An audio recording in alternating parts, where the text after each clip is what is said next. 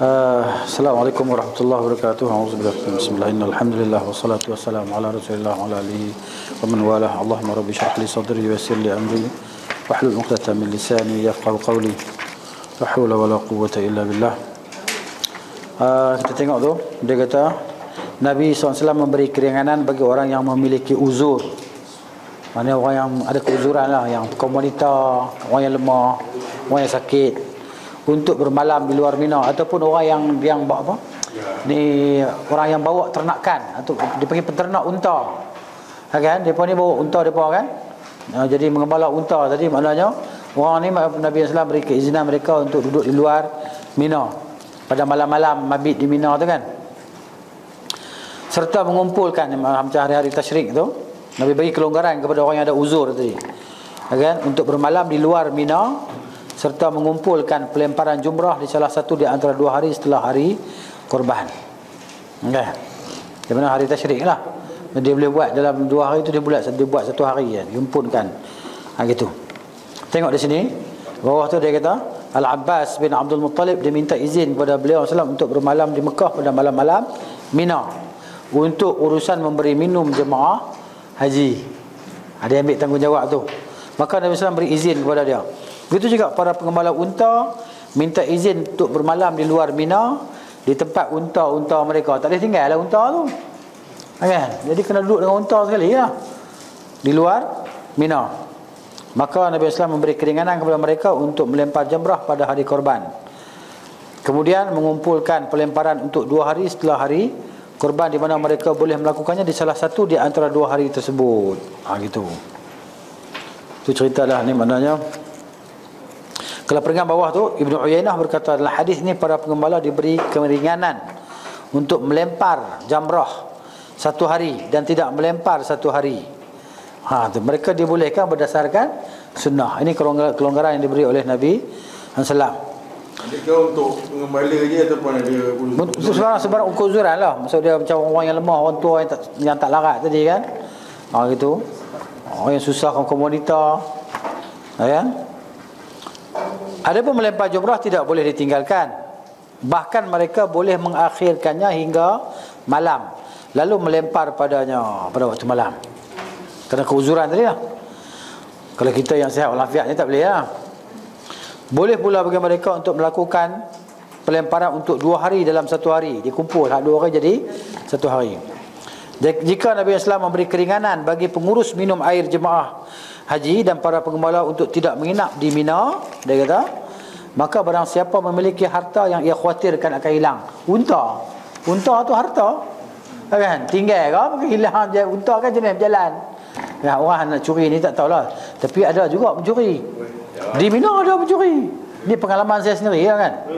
Kawan saya duduk sebelah tu, 600 rial malam tu juga habis. Dia ingat ni batu tu. Dia dalam batu dalam bukit orang tu. Dalam bukit.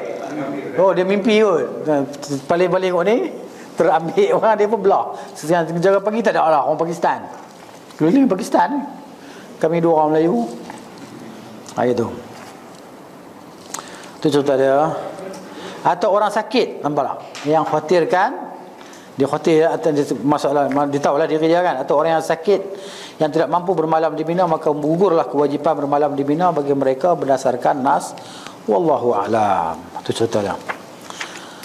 Kemudian faslun, Nabi SAW tidak segera berangkat pada 2 hari nafar awal kan.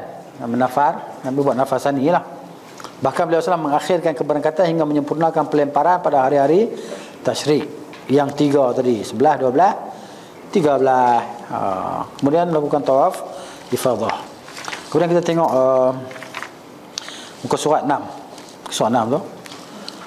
Apakah singgah di al ni mananya kan? Gitu. Lompat. Dah sebab haji ni kita dah selalu kan. Cuma kadang-kadang dia ada khilaf sikit tentang mazhab semua tu kan. Tu baca sendiri ya. Apakah singgah di al-muhassab? Muhassab ni termasuk sunnah. Ini ulama khilaf juga ni pun. Kan? Gitu. Muhassab ni kat mana? Maknanya selepas Mina ada ataupun selepas ni. Sebelum Mina. Muhassab. Tapi kita tak nak singgah kan? Singgah di Muzdalifah. Muzdalifah, betul. Selepas Muzdalifah, tengok dekat sini. Ulama berselisih pendapat tentang singgah di Al-Muhassab, apakah ia termasuk sunnah ataupun Nabi SAW singgah secara kebetulan. Muhassab tu kan, Wadi Muhassab tu. Tengok ketika hendak berangkat ke Mina, nampak tak? Perenggan kedua tu, ia sekelompok ni khilaf lah di kalangan ulama atas sahabat. Atau sahabat depa ikhtilaf. Ibnu Umar tak sama dengan Aisyah. Ibnu Abbas dia pergi pendapat tak sama dengan Ibnu Umar. Gitu. Jadi dia kata sini ia adalah salah satu sunnah haji. Ini kata satu kelompok lah macam Ibnu Umar. Kan? Abdullah bin Umar dia kata sunnah. Sebab dalam sahih disebutkan daripada Abu Hurairah radhiyallahu anhu, Rasulullah bersabda ketika hendak berangkat daripada Mina. Dari Mina. Besok kita akan singgah insya-Allah di Khaif Bani Kinana. Ya. Di mana mereka saling bersumpah di atas kekufuran. Maksudnya Al-Muhassab. Hal itu kerana kagum Quraisy, kaum Quraisy dan Bani Kinana bersumpah. Adalah sumpah depa tu. Ya kan? Jadi Nabi SAW kata ulama di sinilah.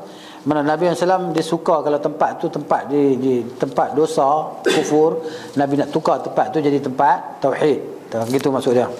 Kan? Cumanya di sini pendapat Ibnu Umar lah di antara dia. Dia kata termasuk di dalam as-sunnah. Maksud dia berangkat daripada Mina. Ni saya confuse juga sini. Khaif Bani Kinana. Khaif ni kan masjid Khaif. Masjid Khaif dalam Mina kan? Kan ada masjid Khaif. Masjid Khaif. Ketika kita daripada Arafah, Muzdalifah, di Mina. Bukan di Mina tu. Mina nak pergi ke Arafah ni. Tak, daripada Mina lu, Mina pergi Arafah. Daripada Mina tu lah nak ke Arafah tu ada Masjid Khaif tu. Masjid Khaif ada situ. Maknanya adakah sunnah berhenti di situ lah. Kan? Kemudian Ibnu Umar dia kata sunnah. Adapun Aisyah radhiyallahu anha, Ibnu Abbas kata tak sunnah. Khilaf kan? Di kalangan sahabat berlaku khilaf.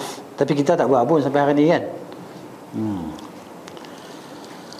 Al-Imam Al-Bukhari dia mengutip Ibn Umar bahawa beliau biasa mengerjakan solat zuhur, asar, maghrib dan isya di Muhassab. Kemudian beliau tidur. Dia menyebutkan bahawa Nabi SAW mengerjakan seperti itu. Ini perbuatan Abdullah bin Umar. Dia kata apa? Nabi buat macam tu. Kelompok lain pula dia kata di antara Ibn Abbas dan Aisyah berpendapat ia bukan sunnah. Khilaf di kalangan sahabat kan. Radhiyallahu anhum. Kalau khilaf dengan antara sahabat ni macam mana? Maknanya bila khilaf di kalangan sahabat kita tengoklah. Hadis tu qauli ke ataupun fi'li. Qauliyah ataupun fi'liyah.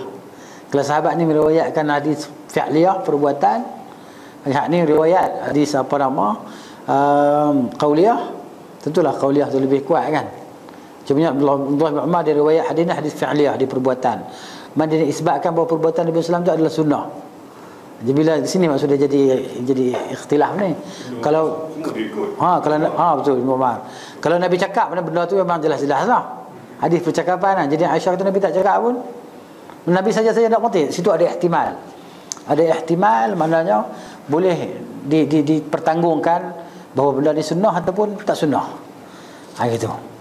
Jadi orang yang cenderung kepada pendapat Ibn Umar maka dia pun buat berkata sunnah.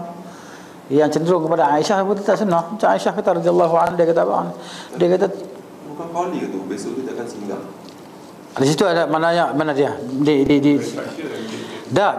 Nabi kata esok kita akan singgah. Cumanya Nabi tak kata bahawa disunnahkan mana benda ni fadilat ada begini-begini, ada pahala gini-gini.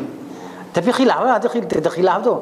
Khilaf antara Ibnu Umar dan khilaf antara Ibnu Abbas dan Aisyah radhiyallahu anha. Sebab tu Ibnu Umar dia kata apa? Sunnah. Aisyah kata tak sunnah. Tengok apa hujah Aisyah dia kata. Tengok bawah ni. Bahkan Nabi SAW disinggah di tempat itu secara kebetulan saja, kata Aisyah. Kan? Dalam as-sahih disebutkan daripada Ibn Abbas, Al-Muhassab bukanlah suatu dari rangkaian haji, kata Ibn Abbas. Akan tetapi ia hanyalah tempat yang disinggahi Rasulullah SAW agar lebih mudah baginya untuk keluar daripada Mekah. Gitu. Jadi kalau kita cenderung kepada pendapat Ibn Umar, maka kita boleh buatlah. Hati kita cenderung kepadanya kan. Masalah khilafiyah ni masalah yang kita kata bukan qat'i lah. Bukan qat'i, bukan benda yang mesti. Kita melazimkan orang, kita mesti ikut pendapat ni. Mesti ikut hujah dan dalil dia. Kan? Masalah khilafiyah macam tu. Jadi kepada mana cenderung hati kita? Kalau kita rasa macam ni pendapat Ibn Umar lebih kuat, Sebab Nabi kata esok kita nak singgah ni. Esok kita akan singgah di perkampungan Khaif Bani Kinanah tadi. Gitu. Dalam Sahih Muslim disebutkan daripada Abu Rafi', Rasulullah SAW tidak memberi perintah kepada aku untuk singgah dengan orang-orang di Abtah, akan tetapi aku membuat kemah beliau SAW. Nabi tak suruh pun, tapi aku saja buat kemah untuk Nabi, ikut Nabi singgah kan. Tiba-tiba Nabi singgah sungguh. Ya? Allah Subhanahu wa taala menjadikan beliau singgah dengan taufiknya untuk membenarkan sabda Rasulullah, besok kita singgah di Bani Khaif, di Khaif, di perkampungan Bani Kinanah tadi. Merealisasikan apa yang telah menjadi tekadnya serta pembenaran terhadap Rasulnya SAW. Gitu. Jadi kalau kita tengok, kalau yang cenderung kepada pendapat Ibn Umar, mana dia kata esok Nabi nak singgah, Nabi kita nak singgah. Cuma Nabi tak kata fadilat dia sebab apa, dan ia sebahagian daripada ibadat haji tadi. Cuma Nabi tak kata gitu ya. Baik. Dia kata dalam faslun ni ada 3 persoalan. Pertama, apakah Rasulullah masuk dalam Kaabah pada saat haji ataupun tidak? Ini persoalan. Lepas tu wukuf di Multazam setelah tawaf wida' kan, ataupun tidak. Ketiga, apakah beliau Rasulullah solat subuh pada malam al-wada' tu kan, meninggalkan Mekah tadi. Baik, adakah Nabi SAW masuk Kaabah? Ini pun khilaf jugalah. Khilaf. Tengok Kita tengok di sini.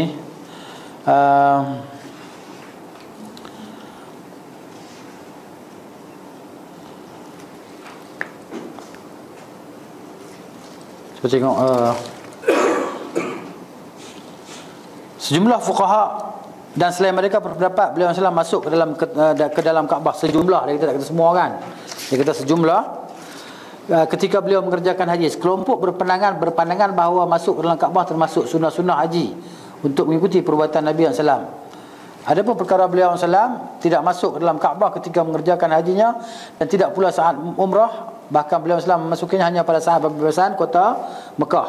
Diterangkan dalam As-Sahihain daripada Ibn Umar, dia berkata SAW masuk ke Mekah pada saat pembebasan kota Mekah sambil menunggangi unta milik Usamah. Jadi di sini khilaf. Ada yang kata Nabi SAW masuk ke Kaabah tu ketika hari pembebasan kota Mekah, bukan saat haji. Ada yang kata Nabi masuk ketika waktu haji. Ada khilaf di situ. Okey. Cuba tengok perkara. Nabi masuk lah. Nabi masuk. Bilal pun masuk. Jadi yang tentang hadis riwayat Bilal tu kan. Dan tengok bawah tu Bilal yang masuk bersama dengan Rasulullah berapa? Nabi masuk bersama Usamah, Bilal dan Utsman bin Talhah. Utsman bin Talhah ni yang pegang kunci Kaabah tu lah.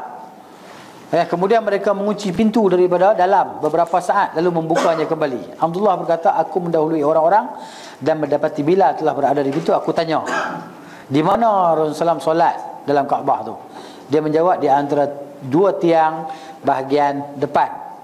Dia berkata, aku lupa menanyakan berapa rakaat beliau solat. Gitu. Nabi masuk kan dalam Kaabah tadi, solat dalam tu.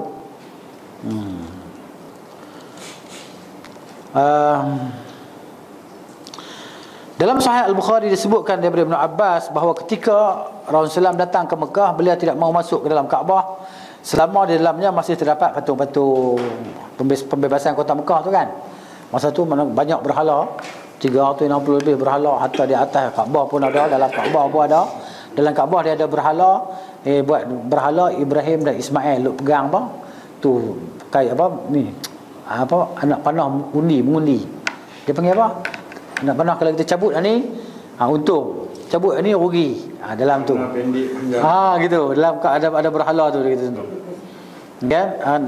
Berhala tengok. Yang bawah tu mereka mengeluarkan patung Ibrahim dan Ismail di mana anak panah undian di tangan kedua patung tersebut. Nabi baca hadis lah. Semoga Allah memerangi mereka. Sungguh demi Allah mereka telah mengetahui bahawa keduanya tidak pernah mengundi dengan undian ini sama sekali. Ya kan? Sampai habis hadis itulah. Ini serta kata Nabi SAW masuk ke Kaabah. Bukan lukisan Ustaz ya, patung. Ada yang mengatakan khilaf. Ada yang mengatakan Nabi SAW masuk Kaabah 2 kali. Salah satunya ketika beliau mengerjakan solat, dan kali yang kedua beliau tidak mengerjakan solat. Jadi mana Ibn Qayyim kata apa? Ini adalah model kritik yang lemah. Dia kata setiap kali mereka melihat perbezaan lafaz, maka dimasukkan kepada kisah lain. Sebagaimana mereka menjadikan kisah Isra' berulang kali kerana perbezaan lafaz pada hadis. Satu hadis kata macam ni, hadis lain kata macam lain pula. Jadi dia kata tentu peristiwa ni berlaku dua kali. Tapi Ibn Qayyim dia rak dalam pendapat ni. Kan? Dia kena ijma', kena jamak, kena taufik di antara hadis-hadis tadi. Kisah tu satu, tapi maknanya penjelasan tu berbagai. Macam kisah Nabi beli unta Jabir lah beberapa kali kerana perbezaan lafaznya. Hadis pertama mari lafaz lain, hadis kedua mari lafaz lain pula. Padahal peristiwa Nabi beli unta Jabir tu sekali ya. Kan unta dia tu tak larat kan. Gitu. Dalam perjalanan tadi. Begitu juga menjadikan tawaf wida' beberapa kali juga kerana perbezaan lafaznya dan hal-hal serupa. Ini tak betul lah kata Ibn Qayyim rahimahullah. Tawaf wida' ni sekali ya Nabi buat. Adapun para kritikus yang jeli, mereka tidak menyukai metod seperti ini. Golongan ini tidak segan-segan menyalahkan mereka yang tidak terpelihara dari kesalahan dan mungkin dinisbahkan kepada kekeliruan. Gitu. Al-Imam Al-Bukhari dan selainnya daripada para imam berkata, perkataan yang diterima adalah perkataan Bilal. Pasal apa? Bilal dia menetapkannya dengan perkataan. Kalau tu tanya dia jawab dengan lidah kan, bukan dilihat dengan perbuatan Nabi SAW. Tengok dia kata apa? Perkataan yang diterima adalah perkataan Bilal kerana ia menetapkan perbuatan dan menyaksikan pelaksanaan solat, berbeza dengan Ibn Abbas. Ibn Abbas tidak menyaksikan. So dia kata Nabi tak solat, dia tak tengok. Gitu. Jadi di sini dia ambil pendapat Bilal kerana Bilal menyaksikan. Gitu dia macam khilaf di antara sahabat lah, macam kes apa nama kita kata kencing diri tu kan. Nabi kencing diri di satu tempat. Huzaifah tengok, dia cerita. Aisyah kata siapa kata Nabi macam tu, dia murung. Aisyah tak nampak. Dia kata dusta.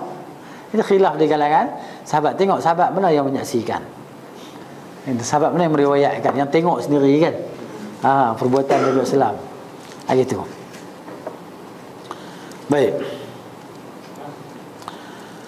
Adapun hadis bawah tu, Aisyah berkata tu, orang Islam keluar dari sisiku dalam keadaan sejuk mata dan tenang. Hadis bawah tu dhaif. Hadis tu dhaif. Ya. Perkara yang bawah sekali dia kata apa? Dalam hadis ini tidak ada keterangan yang menyatakan peristiwa itu terjadi ketika beliau SAW mengerjakan haji. Tengok. Jika anda mencermatinya dengan saksama kata Ibn Qayyim, maka itu akan menunjukkan bahawa peristiwa yang dimaksud terjadi pada saat pembebasan kota Mekah. Wallahu a'lam. Dia pun kata wallahu a'lam. Maksudnya tak pasti kan. Gitu.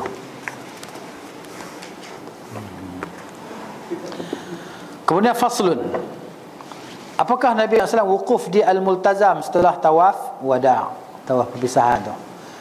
Kan? Maknanya Multazam ni di antara pintu dengan Hajar Aswad. Pek kecil ya tempat dia. Kecil ya.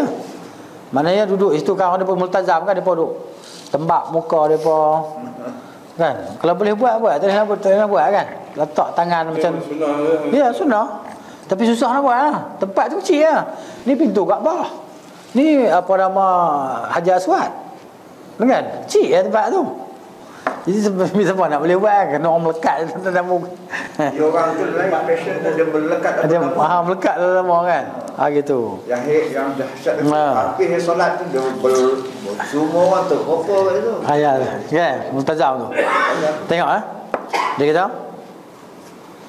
ada pun masalah yang kedua, iaitu wukuf Nabi Islam di Al-Multazam.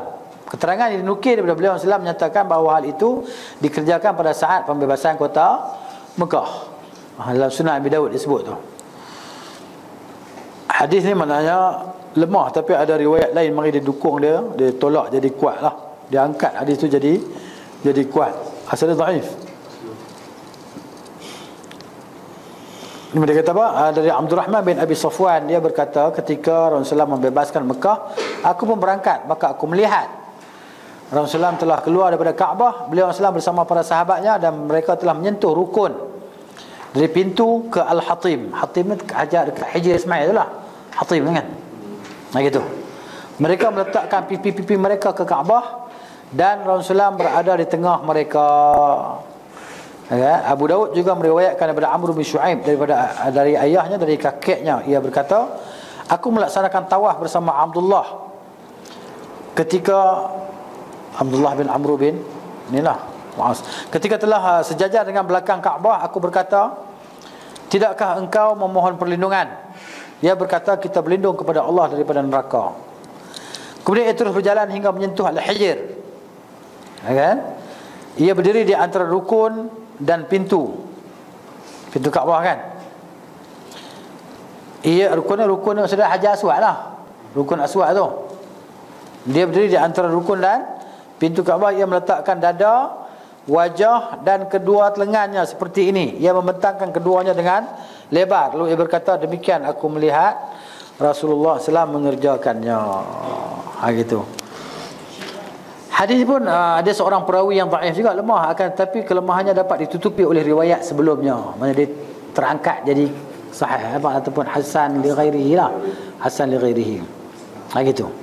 Jadi kalau kita boleh buat, tapi kita tak boleh nak bayar tempat tu 4 orang. Tempat orang tak putus. Okay. Jadi kita buat setakat yang kita mampu je lah. Nak kecuali Hajar Aswad pun beratur kalau beratur lama mungkin dapat kot. Yang mana senang sikit lah. Rukun yang mana tak kisah, orang tak amal. Rukun Aswad tu kan. Begitu juga Hijri Ismail. Saya tanbrah dapat cium Ustaz. Hajar Aswad berapa kali je dapat? Dapat sekali. Sekali yang menjadilah. Hajar Aswad tu pun pecah-pecah je kan.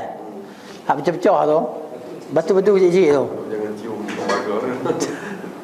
Kan? Cah gitu. Dalam oh? Dah saya pun dapat sekali juga. Sekali ya. Sometimes saya buat terus. Tahu macam mana beratur. Tiba-tiba depan aku. Depan kita. Sap bagi rezeki. Sabar. Ini cerita last tu bila tak tahulah. Lama dah tu. Belum ada rezeki ya. Ada rezeki insya-Allah. Kan kita nak pergi mana pun, nak pergi situ ya. Tu boleh buat tak bagi ya. Bertakut kita pergi mana-mana pun.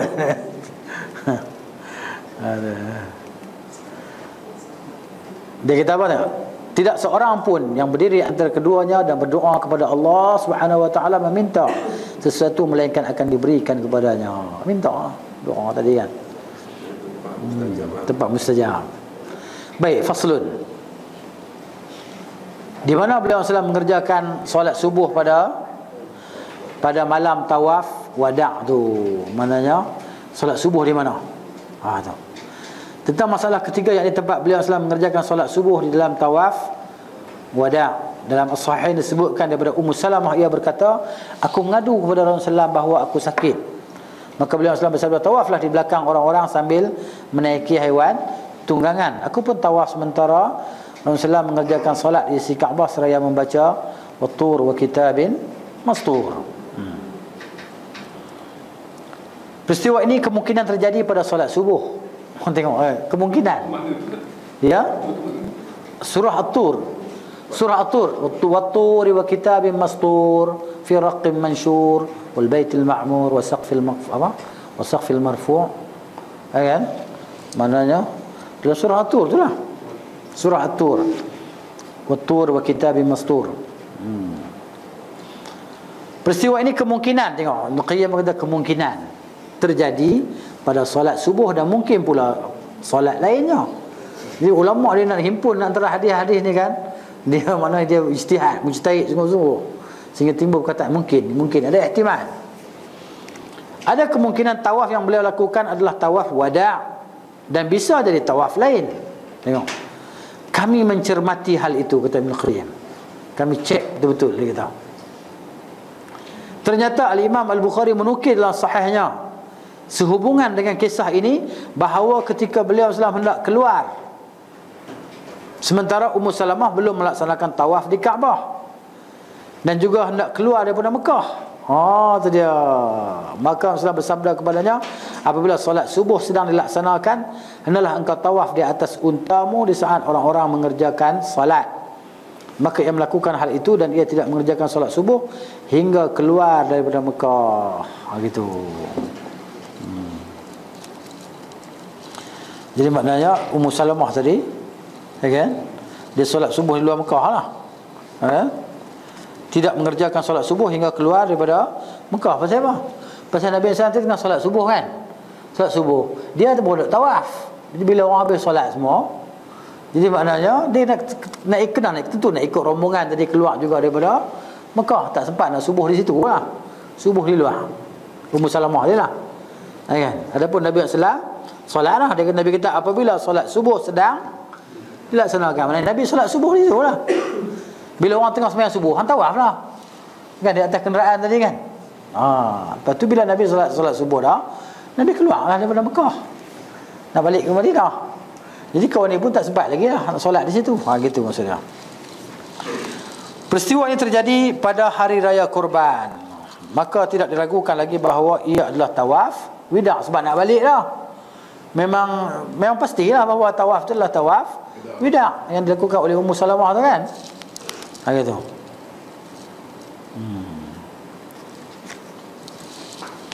Tengok. Dengan demikian menjadi jelas bahawa Nabi SAW mengerjakan solat subuh pada saat itu di dekat Kaabah, dan Ummu Salamah mendengar beliau SAW dalam solatnya membaca surah At-Tur. Nabi baca surah At-Tur. Gitu. Lepas tu balik pula ke Madinah. Keberangkatan beliau SAW ke Madinah. Habislah haji dah. Selanjutnya Nabi SAW berangkat kembali ke Madinah ketika berada di Ar-Rawha. Beliau SAW bertemu satu rombongan. Lalu beliau memberi salam kepada mereka dan beliau bertanya, siapa kaum ini? Mereka menjawab, kaum muslimin. Mereka pun bertanya, dan siapa pula kaum ini? Beliau menjawab, Rasulullah. Maka seorang wanita mengangkat anak kecil daripada gendongannya dan berkata, wahai Rasulullah, apakah bagi anak ini ada haji? Beliau SAW menjawab, ya, dan bagimu pahala. Mana dia pun tak kenal Rasulullah. Tak jumpa, masuk Islam tapi tak jumpa Rasulullah lagi lah. Saat tu dia bertanya, ni siapa? Nabi jawab, Rasulullah SAW. Beliau kan, baru jumpa Rasulullah, baru jumpa. Dia bertanya, ni baby ni macam mana ni? Kalau dia buat haji macam mana? Nabi jawab, ya, untuk pahala. Haji anak tak lepas lagi lah. Nanti dia kena mari buat lain lah. Tapi mak dia dapat pahala. Dia jumpa tu baru tahu Rasulullah. Ya. Dia dekat dengan sahabat kan. Begitu. Baru jumpa jadi sahabat lah. Kalau tidak jadi macam An-Najasyi lah. An-Najasyi tak jadi sahabat lagi kan. Gitu. Baik, sampai di Zulhulaifah beliau SAW bermalam. Ketika melihat Madinah, beliau SAW bertakbir 3 kali seraya mengucapkan. Berjalan sampai, ni musafir lah, sampai dekat-dekat nak sampai Madinah 400 km lebih kan. Dekat dah nampak dah Madinah, Nabi pun kata la ilaha illallah wahdahu la syarikalah lahul mulku wa lahul hamdu wa ala kulli syai'in qadir ayyibuna taibuna abiduna sajidun li rabbina hamidun sadaqallahu wa'dahu wa nasara 'abdahu wa hazamal ahzaba wa hazamal ahzaba wahdah. Dan doa ni doa kita balik kampung balik rumah kita dia musafir kan. Ayyibuna taibuna abiduna sajidun li rabbina hamidun. Kemudian Nabi SAW memasuki Madinah di siang hari daripada jalur Al-Mu'arras dan keluar melalui jalur Asy-Syajarah. Wallahu a'lam. Nabi keluar ke jalan lain, masuk ke jalan lain. Sallallahu alaihi wasallam. Beberapa kekeliruan. Kesilapan lah. Gitu. Tengok Ibn Qayyim dia jawab apa nama Ibn Hazm rahimahullah. Kesilapan Ibn Hazm lah.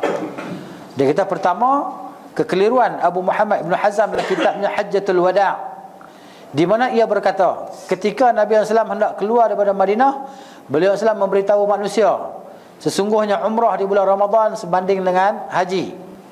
Ini adalah kekeliruan yang nyata, kerana Nabi SAW mengucapkan sabdanya itu setelah kembali ke Madinah setelah haji, bukan masa nak pergi haji. Balik, ya kan, masa balik. Situ ya kesilapan, dia betulkan kesilapan. Kau ni cakap sebelum, dia kata yang betulnya masa Nabi balik ke Madinah setelah mengerjakan haji. Dia tu betul lah, sama lah. Betul sama lah, cuma sebelum dan selepas. Ibn Hazm kata sebelum Nabi pergi Mekah. Ibn Qayyim kata selepas, dia kata sebab balik. Ya. Kerana Nabi sallallahu alaihi wasallam mengucapkan sabdanya setelah kembali ke Madinah setelah mengerjakan haji, di mana beliau sallallahu bersabda kepada Ummu Sinan Al-Ansariyah, apa yang menghalangimu tidak ikut haji bersama kami? Kenapa tak? Lafaz dia. Ia menjawab, tidak ada pada kami kecuali 2 unta penyiram tanaman, 2 unta itu saja. Maka ayah dari anakku, yang suami dia lah, ya kan, bersama anakku menunaikan haji dengan menggunakan salah satu unta. dan meninggalkan untuk kami seekor unta lagi untuk menyiram. Beliau SAW bersabda, apabila datang bulan Ramadan, kerjakanlah umrah. Sungguhnya umrah di bulan Ramadan dapat menyamai pahala haji. Tapi haji tak lepas kira. Haji, rukun dia tak lepas lah, rukun Islam tu. Gitu. Jadi maknanya bulan Ramadan nak pakai ada duit pergi lah. Kalau ada duit, dia kota dia tak ada kota. Bulan Ramadan tak ada kota tu ya.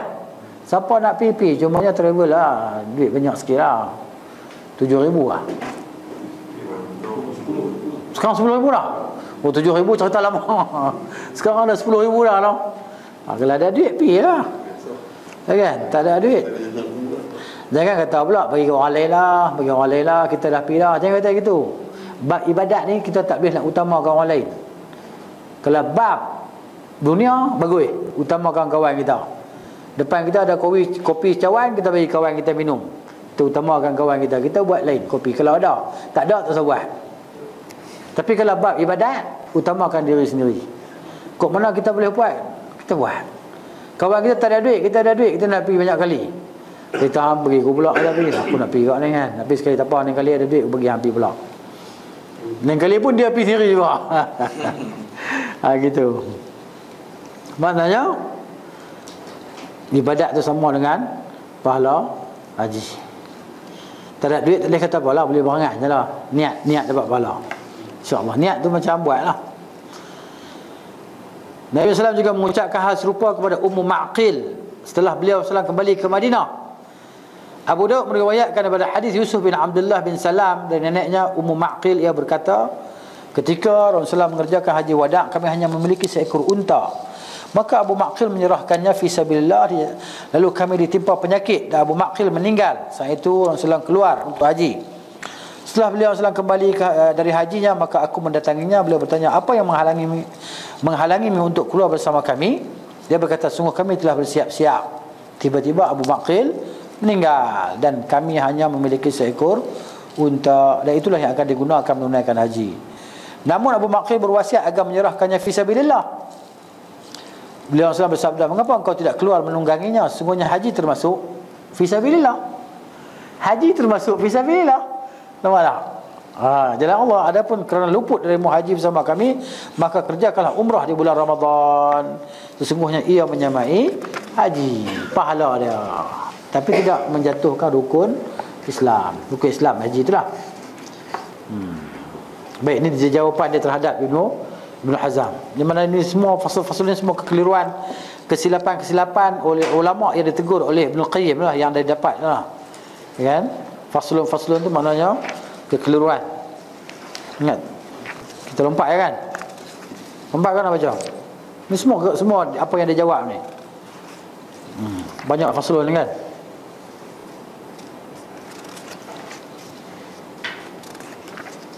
Atau masuk terus pasal petunjuk beliau Islam tentang al-hadyu, udhiyah dan aqiqah. Gitu. Ya kan?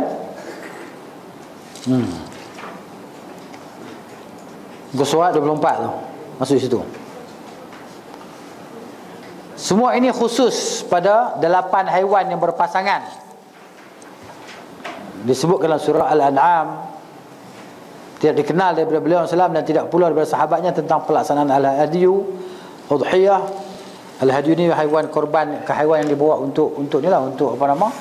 Haji kan. Untuk korban sebagai dam tu kan. Udhiyah ni korban lah. Maupun aqiqah, dari selain jenis haiwan-haiwan tersebut.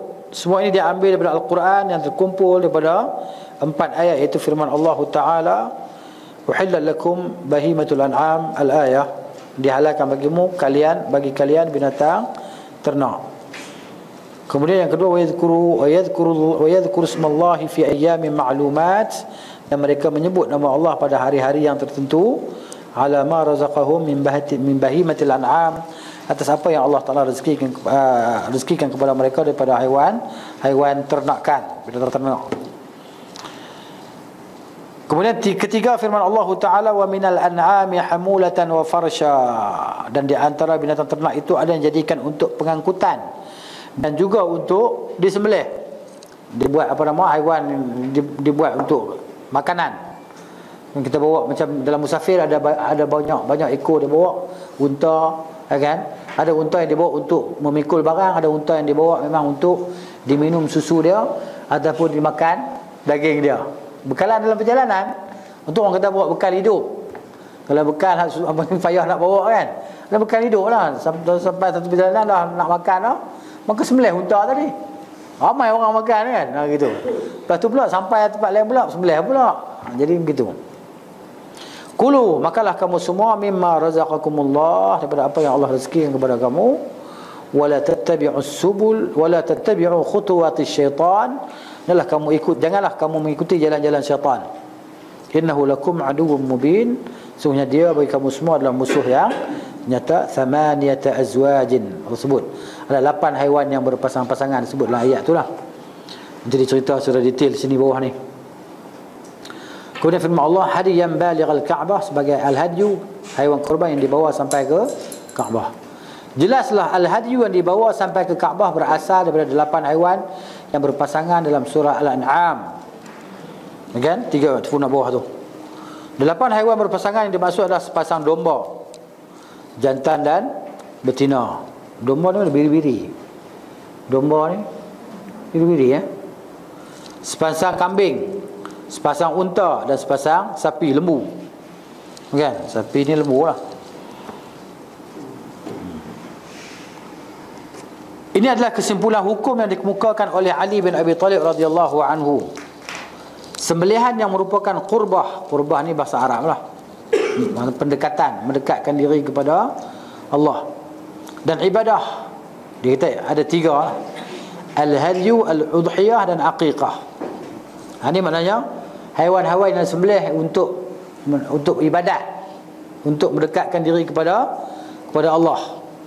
Al-hadyu itu haiwan dibawa daripada tempat kita sampai ke apa nama, ke Mekah tu.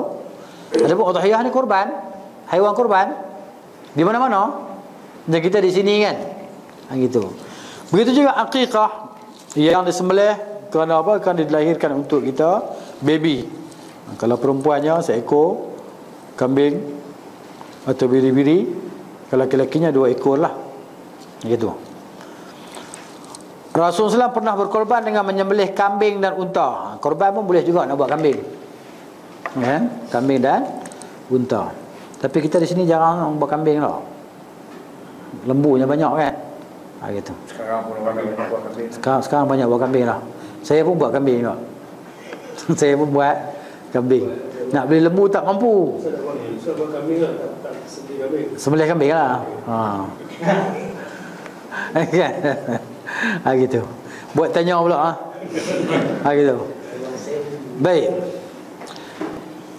Beliau juga pernah berkorban untuk isteri-isterinya dengan menyembelih sapi, sembelih lembu. Okey. Tapi peribahasa kita kata apa?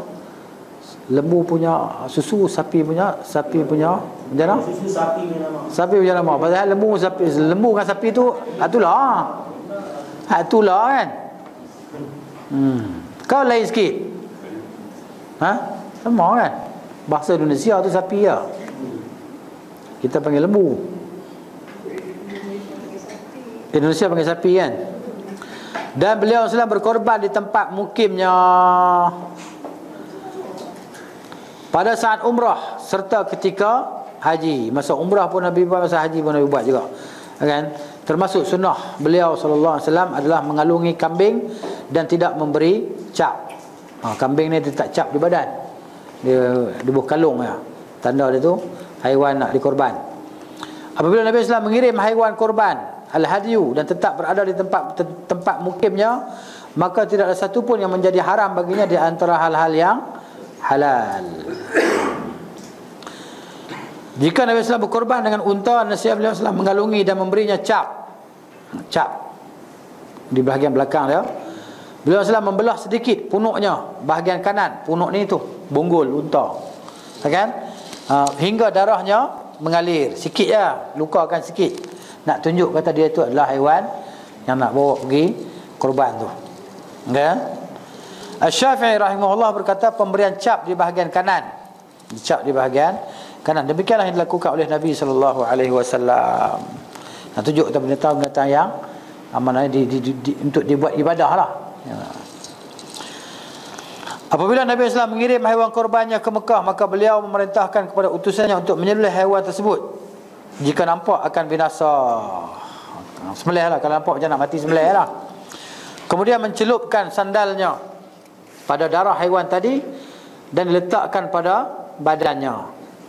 Tapi sang utusan tidak boleh memakan daging haiwan itu. Begitu pula orang-orang yang satu rombongan dengannya. Tu funak bawah tu pada dia kata masuk dia. Ya kan? Dia kata di situ bawah tu, bahawa Rasulullah SAW mengirim haiwan korban bersamanya lalu bersabda, apabila ada yang nampak akan binasa maka sembelihlah. Kan? Kemudian celupkan sandalnya pada darahnya, lalu biarkan antara dia dengan manusia. Sanadnya sahih. Begitu. Maksudnya apa dia? Maksudnya tengok bawah tu. Ya. Tak ada kata. Larangan Nabi Islam ini lebih bersifat upaya pencegahan sadud zara'i', kerana bisa saja pembawa haiwan korban lalai menjaganya agar haiwan tadi mendekati kebinasaan, lalu ia menyembelih dan memakan dagingnya. Akan tetapi jika ia mengetahui tidak bisa makannya, nescaya dia akan bersungguh-sungguh menjaganya. Nabi SAW menyembelih al-hadyu secara urunan bersama-sama dengan para sahabatnya, seperti telah dijelaskan, seekor unta untuk 7 orang dan demikian pula seekor sapi. Dibolehkan bagi orang yang menuntun al-hadyu untuk menungganginya dengan cara yang wajar, jika memang dihajatkan hingga ia mendapatkan tunggangan lain. Ali bin Abi Thalib radhiyallahu anhu berkata, boleh meminum air susunya yang tersisa dari anaknya. Maksudnya susu anak dia minum tu kan, boleh diminum. Termasuk petunjuk beliau SAW adalah menyembelih unta dalam keadaan berdiri, terikat di gantung yang kanan, dan hanya berdiri dengan 3 kaki. Kaki mana? Kaki kanan diikat lah, kaki depan tu kan. Beliau SAW menyebut nama Allah Subhanahu Wa Taala pada saat menyembelihnya dan bertakbir. Biasanya beliau SAW menyembelih korbannya dengan tangannya sendiri dan terkadang mewakilkan kepada orang lain untuk menyembelih sebagiannya. Sebagaimana beliau SAW pernah memerintahkan Ali bin Abi Thalib menyembelih korbannya tersisa daripada 100 ekor unta. Jika menyembelih kambing, beliau SAW meletakkan kakinya di sisi badannya, kemudian menyebut nama Allah, bertakbir lalu menyembelih. Pada perbahasan yang lalu disebutkan bahawa Nabi SAW menyembelih di Mina dan bersabda, sesungguhnya semua jalan di Mekah adalah tempat menyembelih korban lah.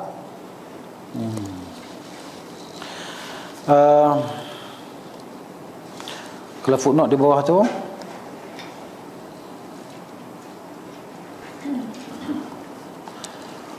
dibagi kebenaran kepada orang yang bawa unta tadi kan, untuk menunggang, tapi dengan tidak maknanya memberatkan ke atas unta yang nak dibuat korban tu lah, ya kan?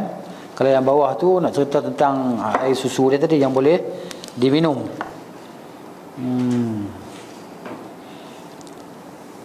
Nabi SAW membolehkan umatnya memakan daging korban al-hadyu ataupun udhiyah serta berbekal dengannya. Namun pernah sekali waktu beliau SAW melarang mereka menyimpannya lebih dari 3 hari.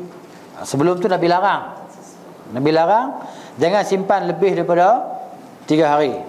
Tapi selepas tu Nabi benarkan pula, kerana pada tahun itu datang serombongan manusia kan, dhaf, tetamu lah, maka beliau ingin memberi kelapangan kepada mereka.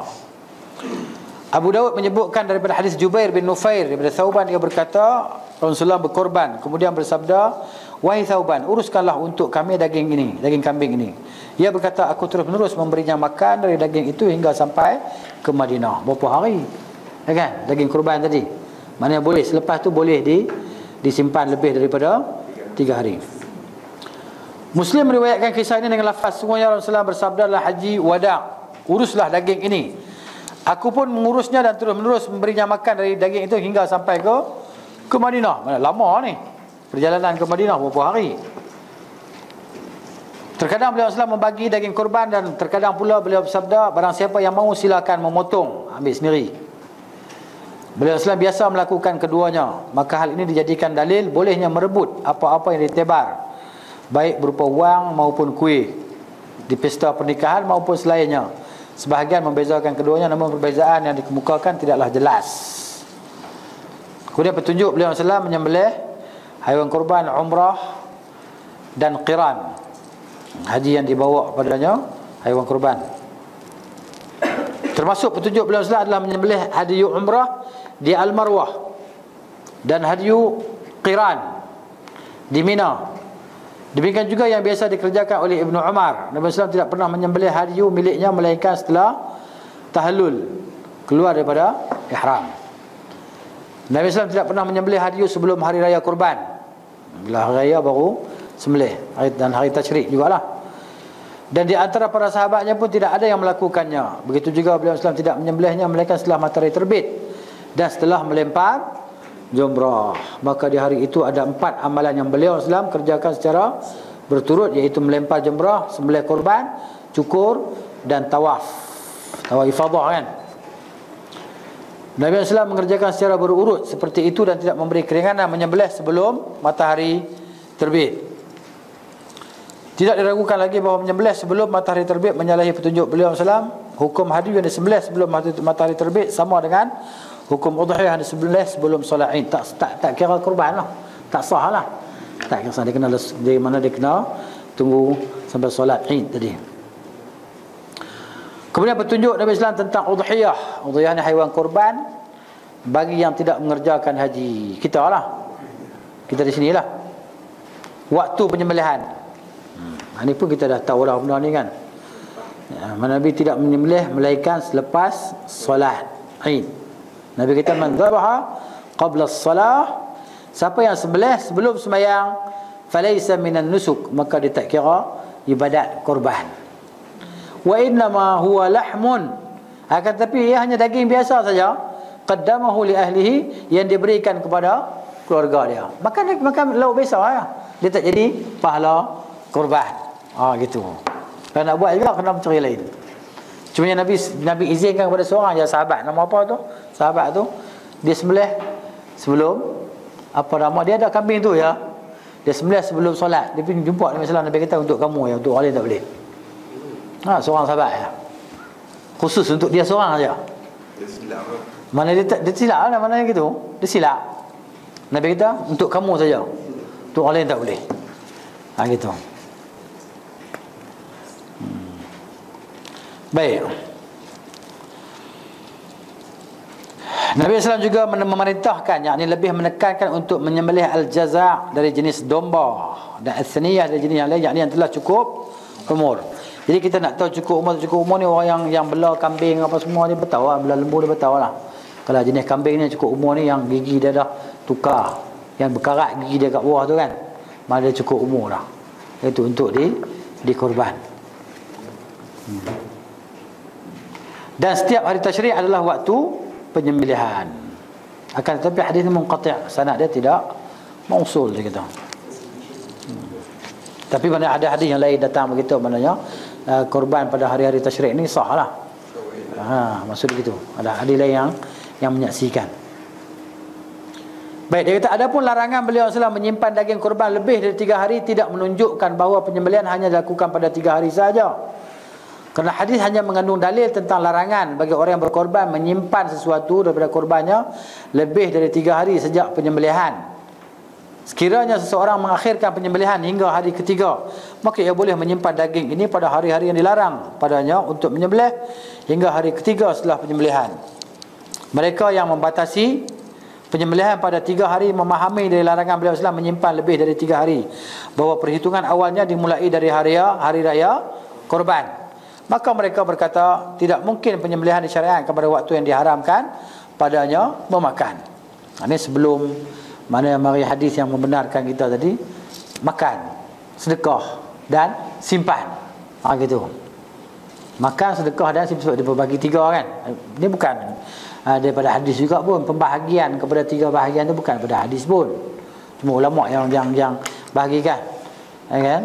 Maknanya sedekah, makan kan, kita nak sedekah sulus kan, 1/3 daripada bahagian tadi. Itu bukan wajib pun. Kalau kita nak makan, Nak makan semua pun tak masalah apa. Nak sedekah semua pun tak masalah apa. Kan? Ataupun nak simpan. Gitu. Tengok Mereka juga berkata kemudian pengharaman memakan daging korban setelah 3 hari dihapus. Dan larangan menyembelih setelah 3 hari tetap berlaku seperti semula. Tasyrik lah. 11, 12 dan 13. Maka dikatakan kepada mereka sesungguhnya Nabi SAW tidak melarang kecuali menyimpan daging korban lebih dari 3 hari dan tidak melarang berkorban setelah 3 hari. Setelah hari raya korban. Di mana hubungan antara keduanya? Sungguh larangan menyimpan daging korban setelah 3 hari dengan pengkhususan menyembelih 3 hari setelah hari raya korban tidak memiliki kaitan apapun dikarenakan 2 hal. Gitu. Pertama, bahawa dibolehkan menyembelih pada hari kedua dan ketiga. Tasyrik lah. Maka seseorang boleh menyimpan daging korban hingga cukup 3 hari sejak hari penyembelihan. Dalil kalian tidak memadai hingga kalian dapat mengemukakan bukti tentang larangan menyembelih setelah hari raya korban. Tentu kalian tidak mampu mengemukakannya kerana tak ada dalil. Gitu. Kedua, sekiranya seorang menyembelih pada bahagian terakhir hari raya korban, maka ia baginya menyimpan 3 hari setelahnya, sesuai maksud hadis tersebut. Sementara Ali bin Abi Talib berkata, hari-hari menyembelih adalah hari Adha dan 3 hari setelahnya, hari Tasyrik. Inilah yang menjadi mazhab imam penduduk Basrah, yakni Al-Hasan Al-Basri, Atha bin Abi Rabah, Al-Auza'i dan Syafi'i rahimahumullah. Pendapat ini dipilih oleh Ibn Munzir. Juga 3 hari tersebut menjadi khusus kerana keberadaannya sahabat tadi. Bawah tu dia kata diriwayatkan dari 2 jalur berbeza namun saling menguatkan satu sama lain. Daripada Nabi SAW beliau bersabda, semua Mina adalah tempat penyembelihan. Setiap hari-hari tasyrik adalah waktu penyembelihan. Jelas hadis ni. Cuma dia kata sanad tu munqati', mauquf, terhenti pada sahabat. Munqati' ni mana sampai apa nama daripada tabi'in kan. Ia adalah kekeliruan penulis Ibn Al-Qayyim yang kata yang mentahqiq inilah Syekh di sini kan, Syuaib dan Abdul Qadir Naud ni. Dia kata ini kesilapan Ibn Al-Qayyim sebablah hadis Jabir tidak ada keterangan yang mendukung lafaz dalam riwayat Jubair bin Mut'im setiap hari-hari tasyrik adalah waktu penyembelihan. Adapun lafaz Jabir, hadis Jabir yang diriwayatkan oleh Abu Dawud, semua Arafah adalah tempat wukuf, semua Mina adalah tempat menyembelih, semua Muzdalifah adalah tempat wukuf, dan semua pelosok Mekah adalah jalan dan tempat menyembelih. Dalam pembahasan yang lalu telah kami sebutkan pendukung daripada hadis Jubair yang diriwayatkan oleh Ibn Adi. Ada pendukung dia lah, penguat dia. Gitu. Dalam masalah ini ada 4 pendapat. Salah satunya telah dikemukakan di atas dan yang lainnya adalah, dia kata, yang kedua waktu menyembelih adalah hari raya korban dan 2 hari setelahnya waktu sembelih. Ini adalah mazhab Ahmad, Malik dan Abu Hanifah. Ahmad berkata ini adalah pendapat sejumlah sahabat Muhammad sallallahu alaihi wasallam. Al-Athram menyebutkan pendapat ini daripada Ibnu Umar dan Ibnu Abbas. Itu yang kedua. Yang ketiga, tengok. Waktu menyembelih hanya 1 hari pula. Oh, khilaf. Kan? Sini pun khilaf.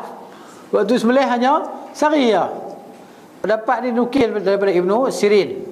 Alasannya hari itu disebut hari korban. Maka berarti ia memiliki pengkhususan dengan hukum itu. Sekiranya boleh berkorban pada 3 hari lainnya, tentu akan dikatakan hari-hari korban. Oh, Ibnu Sirin macam tu pula. Hari pertama ya, no. Bagaimana dikatakan hari-hari melempar jumrah, hari-hari Mina dan hari-hari tasyrik? Dia kias kot tu. Dia kias.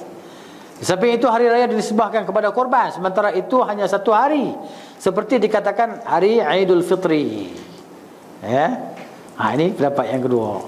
Pendapat yang ketiga pula perkataan Sa'id bin Jubair dan Jabir bin Zaid bahawa hari korban hanya 1 hari di seluruh belahan bumi dan 3 hari di Mina. Kerana hari-hari itu di Mina adalah hari-hari manasik merupa melempar jumrah, tawaf dan mencukur. Maka ia digolongkan sebagai hari-hari menyembelih. Berbeza bagi penduduk negeri selain Mina. Lain daripada Mina tak ada pula. Di Mina saja. Kalau kita sini tak. Khilaf macam tu. Ulama ada berselisih pendapat kan. Gitu. Tapi yang rajih yang betul lah, mana apa yang kita dah buat tu, hari tasyrik tadi, korban tadi, mana lagi tak habis hari tasyrik yang last tu kan. Yang ke-13 tu masuk hari 14 tak ada lah. 11, 12, 13. Kan? Kemudian masalah-masalah yang berkaitan dengan udhiyah, yakni korban. Termasuk petunjuk beliau SAW bagi siapa yang hendak menyembelih korban dan telah masuk hari 10 Zulhijjah, dia pun kita tahu dah. Kan? Kan, tidak boleh mengambil sesuatu daripada rambut dan kulit sembelihannya. Dia kata di sini. Dari rambut dan kulit sembelihannya. Hak dia sendiri pun tak boleh. Larangan ini tercantum dalam Sahih Muslim. Kan? Kemudian bawah itu termasuk petunjuk beliau SAW adalah menyeleksi haiwan korban yang terbaik lah, pilih yang terbaik dan bebas daripada cacat. Beliau SAW melarang berkorban dengan haiwan yang telinga dan tanduknya cacat, yakni telinga terpotong dan tanduknya patah separuhnya atau lebihnya. Gitu. Separuh ataupun lebih tanduk dia tadi patah. Diriwayatkan oleh Abu Daud, disebutkan beliau SAW memerintahkan untuk memperhatikan mata dan telinga haiwan yang kita nak korban tadi. Mata, telinga. Maksudnya memperhatikan kebagusan mata dan telinganya, tidak berkorban dengan haiwan yang buta sebelah. Okay. Muqabalah, mudabarah, syarqa, dan tidak pula kharqa. Okay. Adapun muqabalah, haiwan yang dipotong bahagian depan telinganya. Okay. Mudabarah adalah haiwan yang dipotong bahagian akhir telinganya, atas bawah telinga dia kena potong. Syarqa adalah haiwan yang dibelah telinganya, telinga terbelah. Dan kharqa adalah haiwan yang disobek telinganya. Hadis riwayat Abu Daud.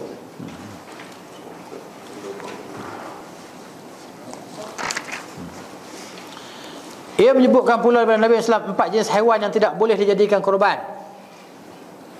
Haiwan buta sebelah yang sangat jelas kebutaannya. Haiwan sakit yang sangat jelas sakitnya. Haiwan pincang yang sangat jelas pincangnya. Haiwan patah yang tidak bisa berjalan.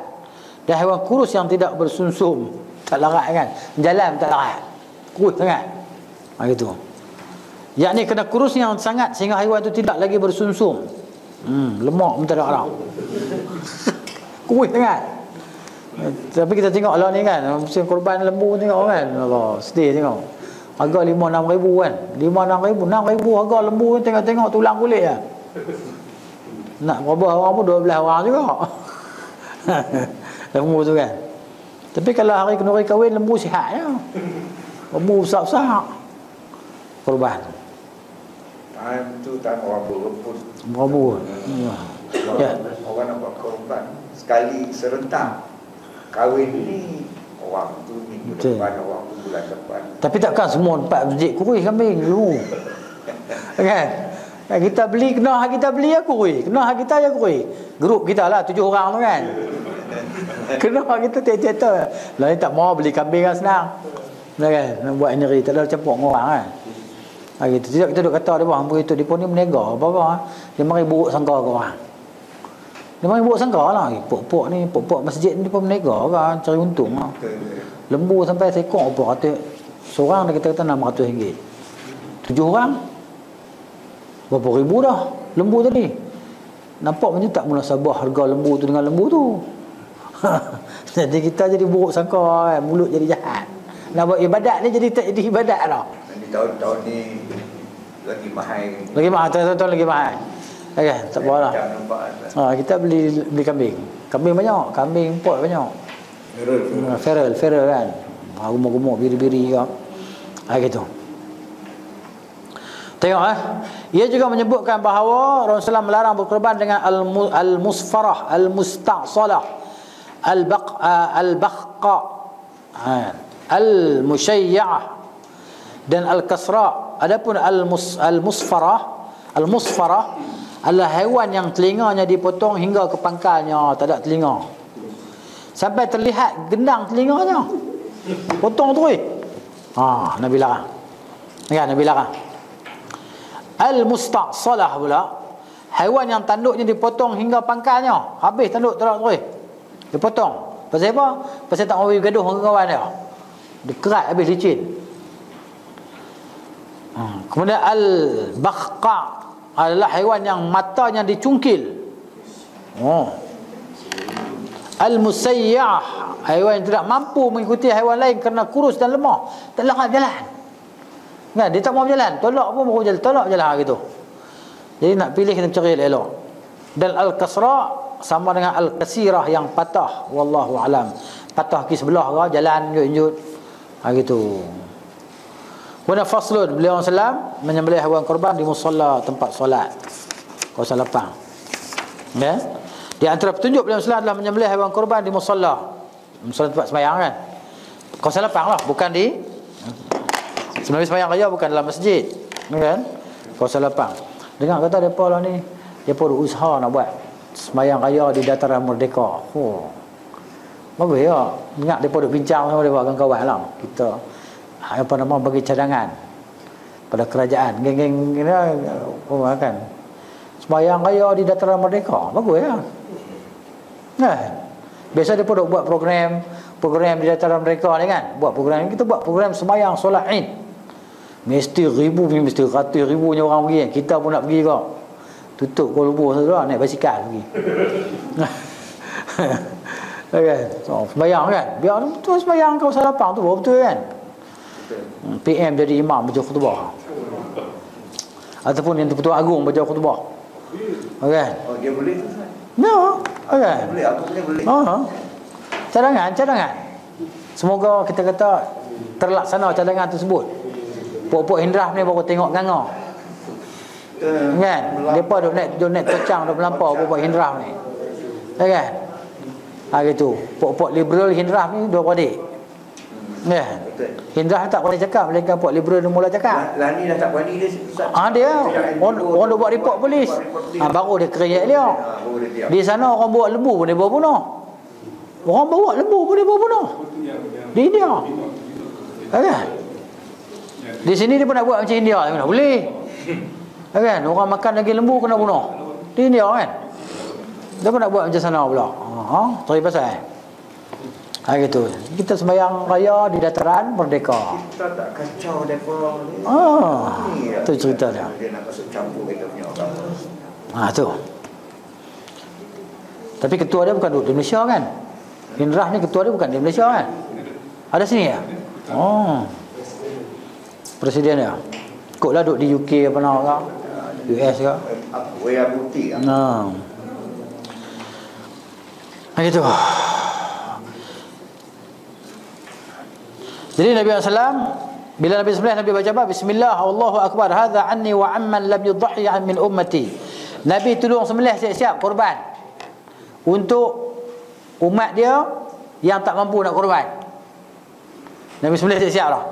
Nabi kata, ya Allah, ni untuk aku dan untuk mereka yang tidak dapat berkorban daripada kalangan umatku yang tak mampu. Sampai orang yang tak mampu, Nabi tolong korban untuk mereka. Kalau mampu kena buat kan? Gitu. Kemudian doa beliau sebelum menyembelih, inilah doa dia, wajjahtu wajhal ladzi fatara as-samawati wal arda hanifan musliman wa ana minal musyrikin, sampai habis kan. Bila masa sembelih tu bismillah wallahu akbar. Maknanya sembelih ayam apa bismillah apa ya lah. Bismillah kan. Jangan kamu makan haiwan yang tidak disebut padanya nama Allah. Kan? Bismillah. Ya, bismillah. Bismillah. Gitu. Jadi mana kita pergi tempat orang sembelih ayam tu, saya tak puas hati ya. Tengok mulut senyap ya. Sampai giliran saya kata saya nak sembelih sendiri.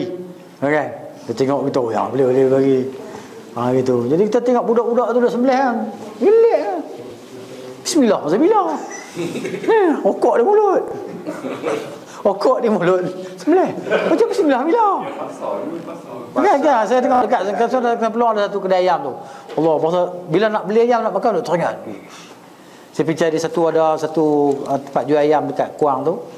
Dia tu depa orang jenis Pak Lebai semua. Haji Saadnya geng tu. Depa tu bismillah baca elok-elok kan. Tu kita dah siqah depa. Seorang hak satu kedai lagi memang tak siqah langsung. Budak-budak tengok jenis tak sembahyang pun. Okok di mulut bismillah. Tu saya duk tengok mulut depa. Saya duk tengok tekan baca bismillah lati pun nak kira. Kan dia tengok dia pun tak jadi gini. Ini lafaz dia kena baca bismillah. Sebut. Dalam hati dia tak panggil baca. Gitu. Baik, kalau footnote bawah 57 tu tengok sah. Kan? Di dalamnya terdapat tadlis, hadis dhaif. Adapun perawi lainnya termasuk siqah, hadis dhaif. Doa sebelum sembelih ni kan. Wajjahtu wajhi lillazi fatara as-samawati sampai habis kan. Lama nak boleh sembelih tu. Kan? Hadis dhaif, hadis dhaif. Kemudian Nabi Islam memerintahkan manusia apabila menyembelih agar berlaku ihsan. Buat baiklah, jangan ditunjukkan kawan-kawan dia. Tambah dia buat sembelih ayam ni dipegang 5 kali, 5 ekor ayam. Kan? Memang seksa jiwa, bunuh 2 kali lah. Gitu. Begitu juga dengan sembelih korban kan. Tak boleh tunjuk. Tu yang dia agresif tu sebab dia tengok kawan dia mati. Dia pun dah perasaan juga. Dia kita tengok tak terang mana, tapi dah kalau takut yang amat sangat. Masuk ICU orang yang nak sembelih tu. Sekali tu kat Sungai Peluang masuk ICU. Lembu masuk hutan. Orang nak sembelih masuk ICU, hang nak sembelih lembu tadi masuk hutan. Tu tak ada. Gitu. Salah kita lah. Ya. Termasuk petunjuk beliau Islam membawa bahawa seekor kambing dapat mencukupi bagi seorang dan keluarganya. Nampak tak? Kan? Seperti dikatakan Atha bin Yasar.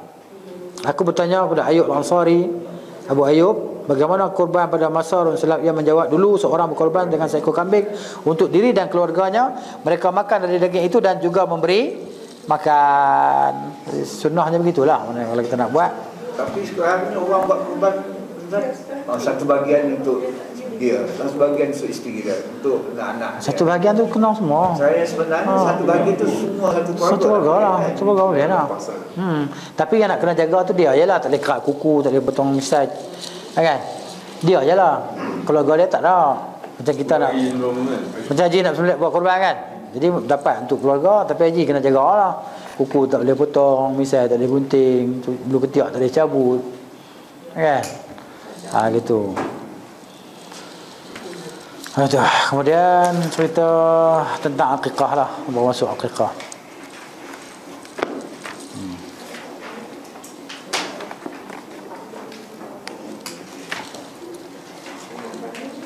Allah Ta'ala alam bisawab.